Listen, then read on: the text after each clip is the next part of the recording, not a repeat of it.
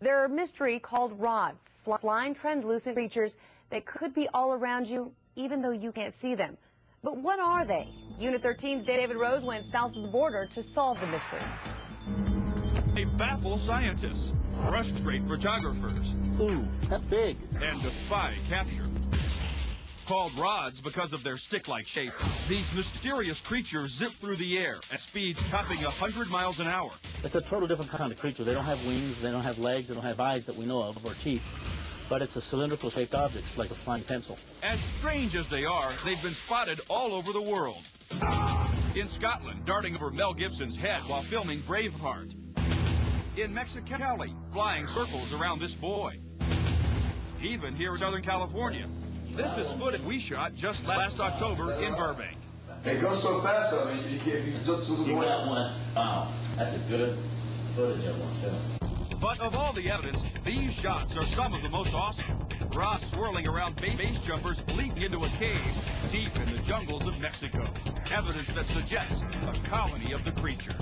To find out, Unit 13 traveled with rods researcher Jose Escamilla to Tampico, Mexico on the Gulf Coast. From there, we drove 70 miles to Aquismon, a town at the foot of the San Luis Potosi Mountains. An area shrouded in mystery, where dense rainforest meets the Coy River, where life is reduced to the basics. Then, traveling by foot, we pick our way through the jungle, a narrow path leading us over stunning yet rocky terrain until we finally reach our destination. Okay, Dave. This is Sotano de las Golondrinas, man. This is it. Wow! Look at that. It's huge! And that's an understatement. At 2,900 feet above sea level, the cave looks like a scar on the landscape. While it may be a home for the rods, its actual name is the Cave of Swallows. That's because thousands of birds nest here every night. Wings whistling as they descend into the murky depth. Swallows chasing the rods as they dive. To give you an idea how deep this cave is, it's 1,300 feet straight down. Terrifying to look over the edge. And it's deep enough that you could put the entire Empire State Building inside with room parking down below.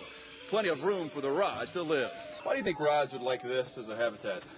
Well, it's heavily ionized. It's sort of, like the ocean. Escamilla's theory is that they're a distinct species of their own, soft-bodied, equally at home in water or air. So, perhaps they live in the underground rivers, coursing through the miles of tunnels at the bottom of the gorge. According to local legend, the gods themselves lived in the caves down below. Another myth says so deep you could hear the voices of the demons rising from below. One thing's for sure, something is down there. We're definitely going to find some rods here, rod activity.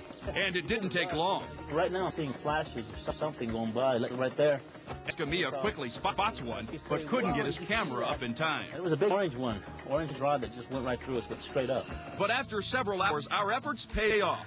This video shows rods moving back and forth across the screen. Here you can clearly see the membranes on each side, allowing the rod to swim through the air. Some are a few inches long, others a few feet. But how do we know they aren't just insects or lens flares or something else? Escamilla says the evidence is just too compelling. You just can't say there's no such thing, because before you know it, it's going to slap you in the face, and there it is. While the trip heightened our curiosity, it didn't answer all our questions. But it's a mystery Unit 13 is determined to solve. Jose Escamilla is convinced, and he is still studying the strange phenomenon. He's working with a team of scientists now to try to figure out whether these creatures really exist or are just a trick of the camera. We're still looking at it. He's still working with scientists. We hope to have an update in a couple of months. Should be a good story. Yeah, it should be.